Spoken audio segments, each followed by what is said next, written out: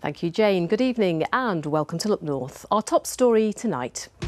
Compensation for the widow of an army veteran in Castleford who took his own life after suffering post-traumatic stress disorder.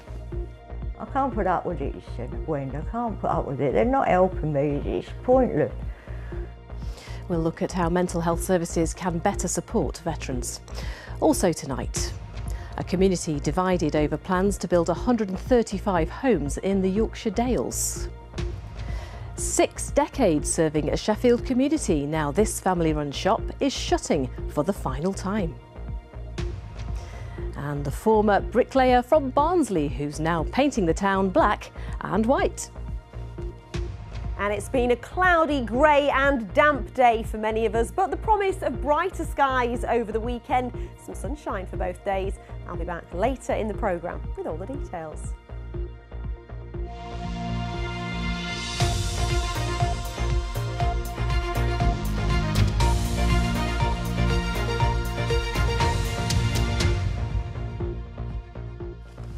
Hello and thank you for joining us this Friday evening. First tonight, the widow of an army veteran from Castleford who took his own life says she believes he'd still be alive today if he'd received the right care for his mental health. Tony Hutchinson suffered post-traumatic stress disorder after seeing friends being shot and caught in landmines. Now the local body responsible for mental health services has paid compensation to his wife Wendy in an out-of-court settlement. Heidi Tomlinson has the story and a warning some viewers may find details in this report distressing. Tony Hutchinson from Castleford was a sergeant in the 2nd Light Infantry. He completed 9 tours of Northern Ireland in the 1980s. He saw his mates being killed, bullet through the brain. He saw his mate stand on a mine right next to him, go flying in the air. He rarely spoke about the troubles, but the memory of a young soldier who'd been shot stayed with him. He said he was breathing. I know he was breathing, but his brains was hanging out. He said, I got a pad in and I held it and I kept holding him and they come in with the helicopter. The officer who was in charge, medical, I presume, said, leave him, he's dead. He said, he's not, he's breathing, he's a young boy. But they ordered him away. And I think that stuck in his head. Tormented by the distressing incidents, Tony's mental health declined. His PTSD began with anxiety attacks after leaving the army. He became convinced people were watching him and started to self-harm. Tony was assessed by a psychiatric team at Pinderfields A&E. He was found to have suicidal thoughts, given details of a counselling service but not referred to a community mental health team. The next day, Tony took an overdose. I said, what have you done? I can't put up with it, he said, Wendy. I can't put up with it. They're not helping me. It's pointless. Sergeant Tony Hutchinson died on the 4th of December 2015, aged 59.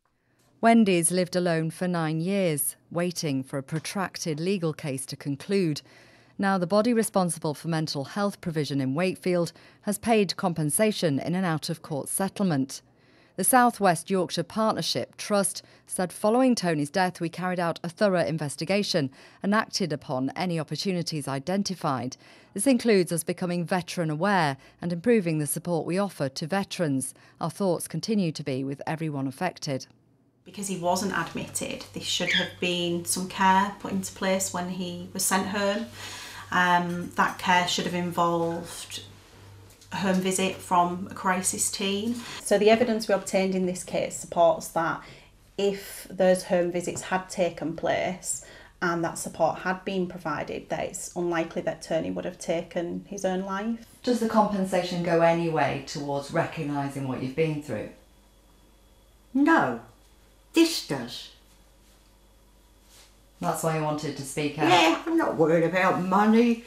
What I'm praying for is that they take serious consideration for military PTSD and listen to the carers who live it with them.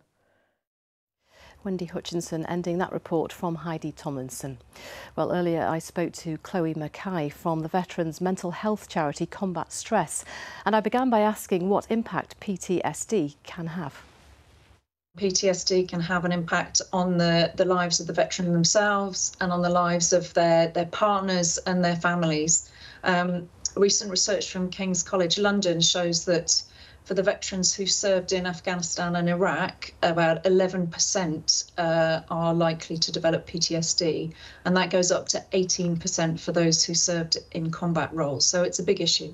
Yeah, those are worrying statistics, and we heard in Heidi's piece that Tony had been struggling for some time. Are the veterans that do come forward for help taken seriously enough?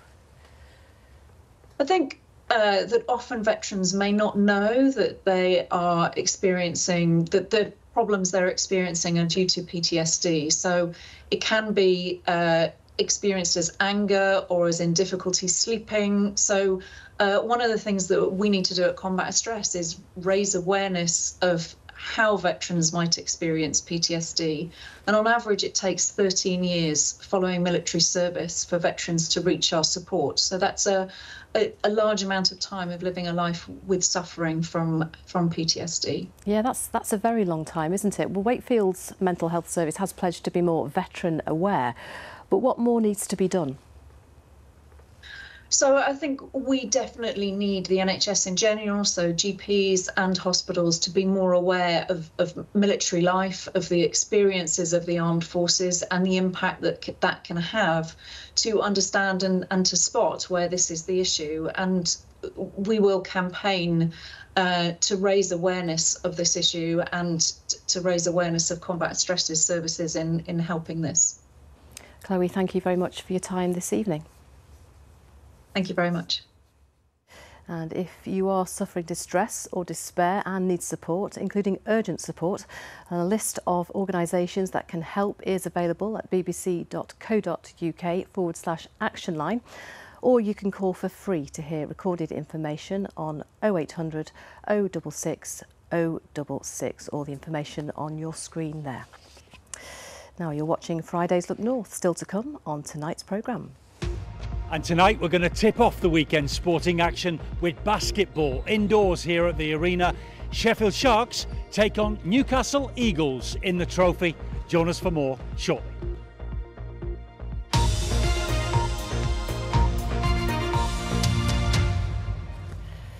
We shall look forward to that. Thank you, Oggy. Now, people living in a Yorkshire Dales village say they're battling to save their community from the very organisation that should be protecting it.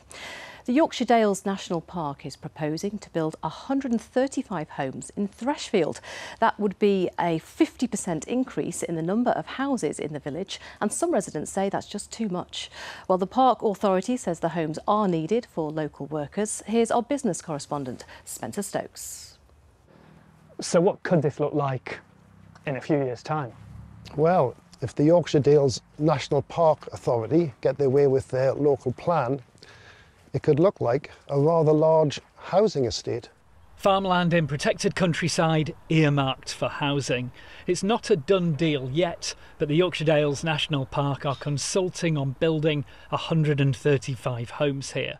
For some people who live in Threshfield, it feels like a contradiction. And national park authorities have got a very specific purpose or mission. It's to enhance or maintain the beauty, the wildlife and the cultural heritage of an area. We don't see how building a housing estate on this field behind me is doing anything to enhance or maintain the beauty. Threshfield and neighbouring Grassington have become property hotspots. Home workers moved here after the pandemic, and filming all creatures great and small has added to the appeal of living in a Dales village. But it wasn't home working or a TV series that attracted Josh and his partner. They had £7 in the bank when they opened a cafe in Grassington 3 years ago. It's gone from strength to strength, and they're now running a local dance school as well. They want to stop renting their house, buy a home and start a family. But it remains a dream. At the minute, when they come on the market, they're snapped up very quickly, and when they do come on the market, they're extortionate, and definitely not for first-time buyers that we've seen yet. If I've lived here all my life and then suddenly there's a field going up and they're going to build in front of my views that I've had for 30, 40 years, you're not going to be happy with that. So you can see the concerns from the locals in Threshfield, but also you've got to give the younger people like ourselves a chance to be able to buy a house. Small housing developments have been built in the Dales, like this one that's made up of affordable homes. One local councillor who sits on the National Park Board says 800 more are needed over 15 years for the National Park to thrive. It is a real conundrum for us, but we have a housing shortage just the same as the rest of the nation does. In actual fact, it's probably more acute within rural areas. And one of the things that we're looking to do is we've got to find the people actually to work in the national park to keep it looking how it looks. Are you saying no more houses in Threshfield? Absolutely not. So a smaller number of homes on an appropriate number of different sites would be absolutely fine.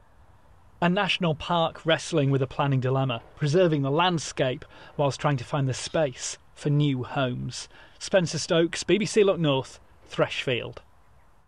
Some news in brief now, and 6 more men have been arrested over the murder of a man in Bradford. Luqman Ishfaq was found stabbed to death on Barlow Street in the Barker End area on Monday night. 2 other men were arrested on suspicion of murder on Wednesday. One of them has been released on bail. The victim's family have paid tribute, say Luqman was a much-loved son, brother and friend to so many. A man has died after a hit and run in Sheffield. Police say it happened at around 8:30 last night on Gleadless Road. The man, who was in his 40s, was pronounced dead at the scene.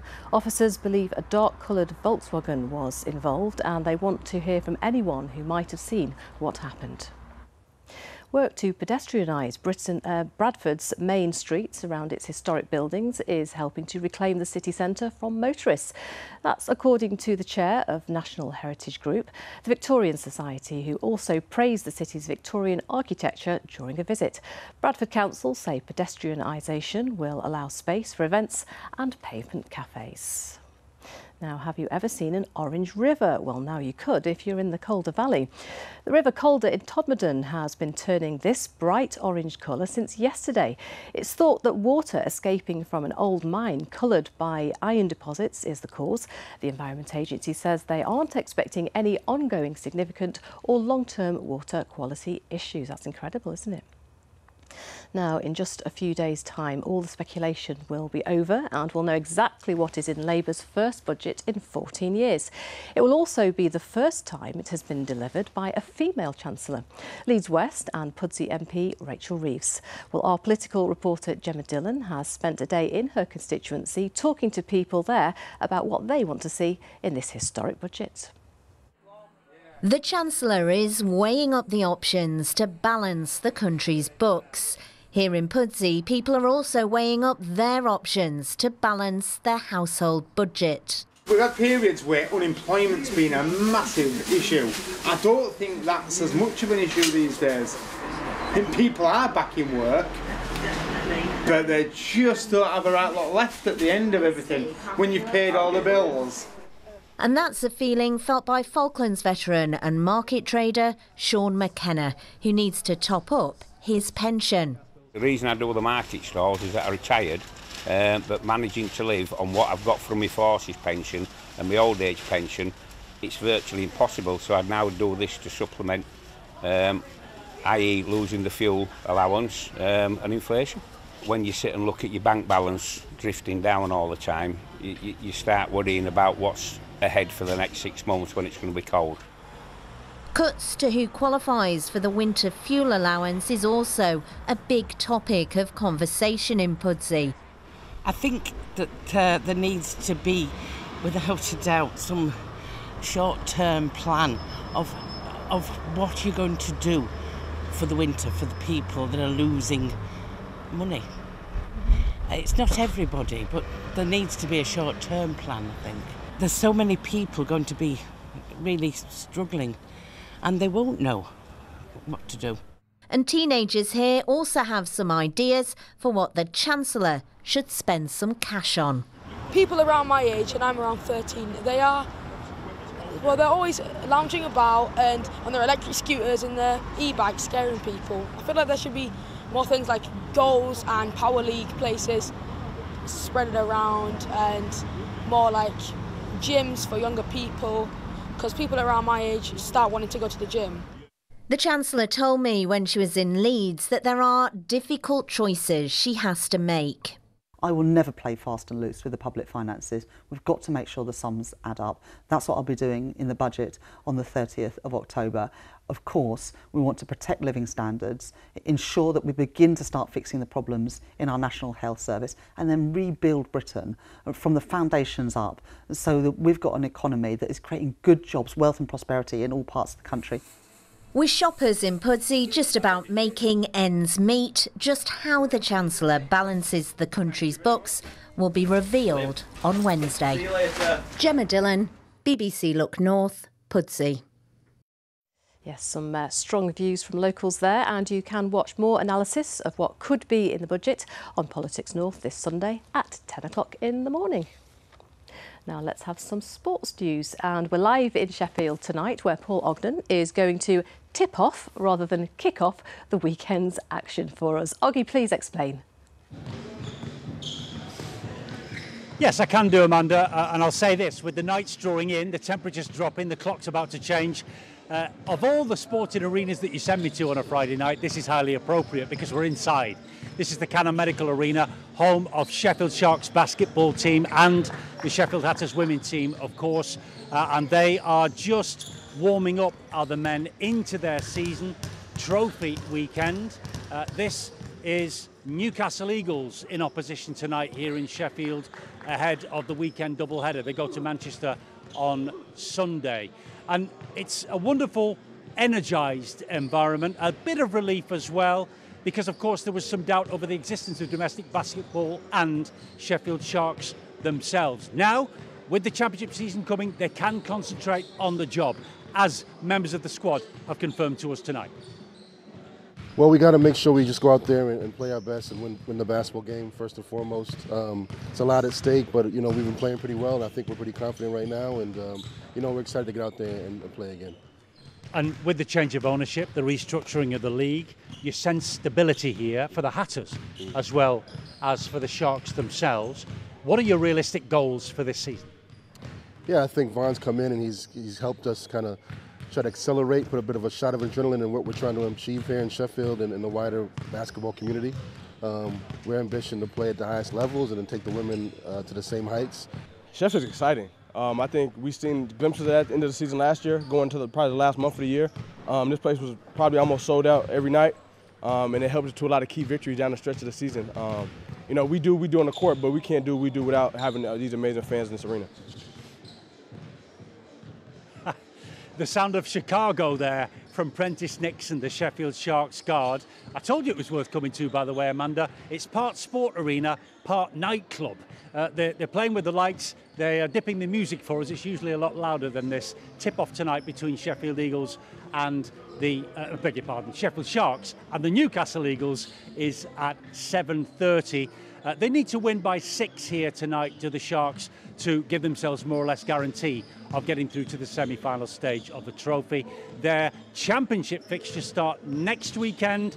Sunday the 3rd, they're at home to Bristol Flyers, a fantastic arena. I'd recommend it very strongly. It will remind you of the Canadian enclave, which is the Sheffield Steelers ice hockey team. Magnificent season they're having as well across the road. Here, it's more of an American voice, and I'm sure we'll be back before the end of the season.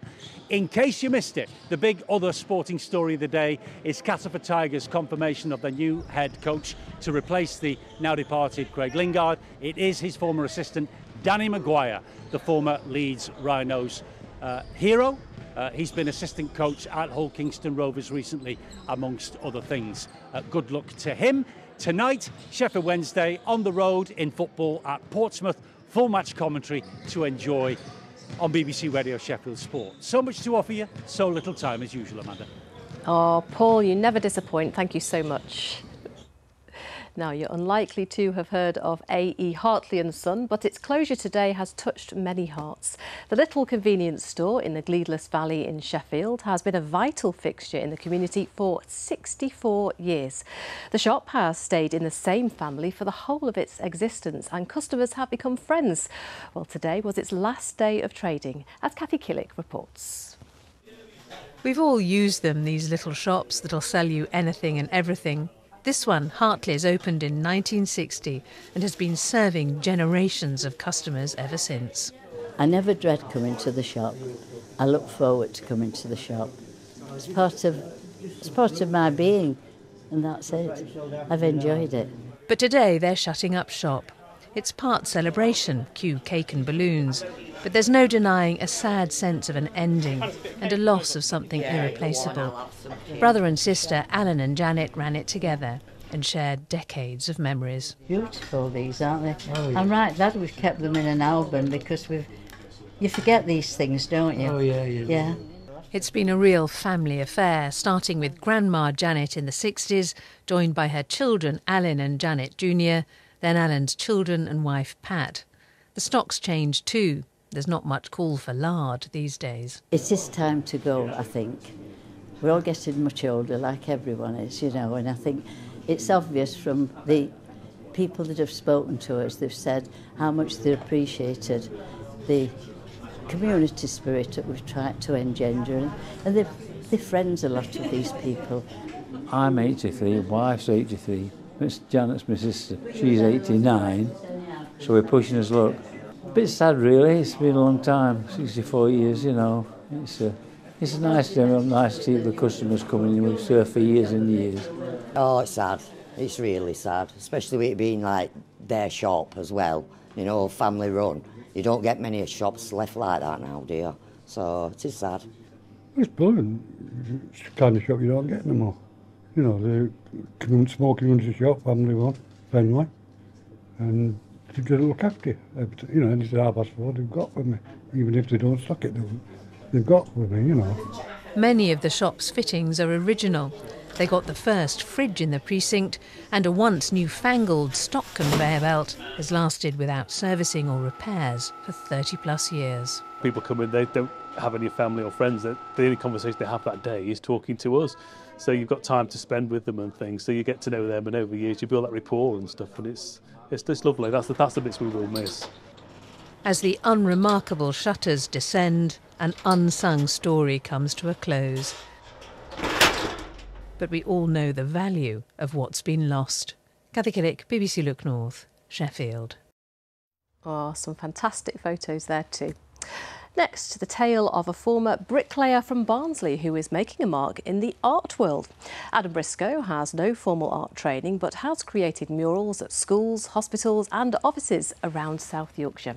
His latest work graces the walls of the Glassworks food court at Barnsley Market. Cathy Minton went to meet him.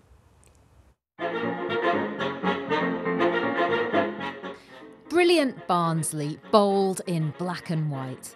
Adam Briscoe took over 60 hours to create this mural in the Glassworks. It's filled with detail. The Town Hall, Oakwell Stadium, and, for aficionados of the market, Pat's Pants. Not bad for a former bricklayer with no art training. Well, I've actually always worked in music, always done gigs and weddings, and we had a bit of a gap where we weren't gigging anymore. And I kind of thought I need to do something creative. From starting out sketching for friends, an art business has emerged.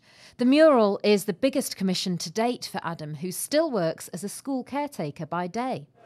What is it about Barnsley and these other South Yorkshire towns that lend themselves so well to this kind of art? We're just really proud. I think it's good to have that essence of being proud from where you're from.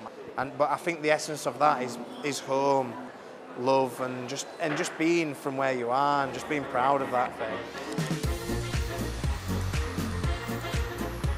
Adam's distinctive style of local references, landmarks and Barnsley dialect has proved popular, earning him mural commissions at schools, hospitals and offices.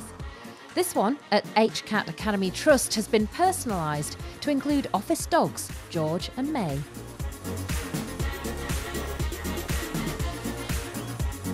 Back at Barnsley Market, and the new mural is turning heads. You would walk in and not walk past it because it's so bright and nice. You'd look at it. If it was all in colours, you'd probably walk straight past it and not see it. I think it's absolutely amazing. Love it. I think it's a really good representation of everything we've got in Barnsley. I think it's fantastic. Well, I've just come out of the lift and just seen it for the first time, and it's absolutely amazing. I think the fact they've captured everything that's great about Barnsley Town Centre in one image. You know, you've got the glassworks, you've got the market kitchen, you've got the history of Barnsley, the old Barnsley for Bargain sign as well. With Adam's order book full well into next year, more of his monochromatic murals will be popping up around South Yorkshire and beyond. Keep your eyes peeled. Cathy Minton, BBC Look North, Barnsley. Very cool. Now on to the weather prospects. Keely is here. Keely, as the song goes, bring me sunshine. Yes, just for you, Amanda. I absolutely will. I mean, it's not been pleasant today, It has hasn't. An improvement for the weekend, I promise, because this was how today started, on a grey and misty note. And I'm afraid that's how the day progressed as well. Some places stayed in that mist and fog all day long with really poor visibility. And yes, I know we've visited the same place twice, but it seems that 2, if not 3, of our weather watchers were all in the same place taking these misty photographs this morning. So Snowy was out there as well. So it's nice to see you all sending them in together. So a friendship there from Weather Watchers. You can get your pictures coming into the Weather Watchers page. I'm sure there were friends before Weather Watchers. Or you can send us the pictures on social media as well. Instagram, Keely.Donovan. So yeah, an improvement, thank goodness, after that grey, misty day today. We've got some dry and fine weather to come through the weekend. Tomorrow looks pleasant, and as does Sunday as well. So low pressure close to the UK, but by day on Saturday some sunshine, by day on Sunday some sunshine, then clouding over with this band of rain affecting things overnight into Monday. Monday it'll be showery, so not a great day on Monday, but then actually next week things improve. High pressure builds in once again, so a lot of fine and settled weather to come. There's been a lot of cloud today, visibility really poor throughout the day. You can just make out this thicker cloud to the south. That's some light rain and drizzle pushing northwards through this evening. Behind it, clearer skies, so a lovely night developing, starry skies, a little bit of shallow mist later, and temperatures at 7 or 8 degrees. Let's have a quick look at those high water times then. In Scarborough at 1:15 and 17 minutes past 1 in Filey. So we'll start the day with plenty of sunshine. Any shallow mist will quickly lift, and it does look like a lovely dry and fine day with some good spells of autumnal sunshine. A little bit more cloud perhaps just drifting into parts of South Yorkshire and East Yorkshire at times, but generally it looks dry and fine with temperatures at around 14 or 15 degrees, so still slightly above average for the time of year. A gentle breeze coming in from the southwest. And then on Sunday, dry and fine with some sunshine, more cloud in the northwest later, and it'll cloud over by evening with rain spreading eastwards, showery on Monday, and then high pressure builds next week, Amanda. And you asked me to remind you about a reminder. The clocks go back. The clocks go back on Sunday at 2 a.m. Beautifully done. I am going to forget. Thank you. Thank you. Good night.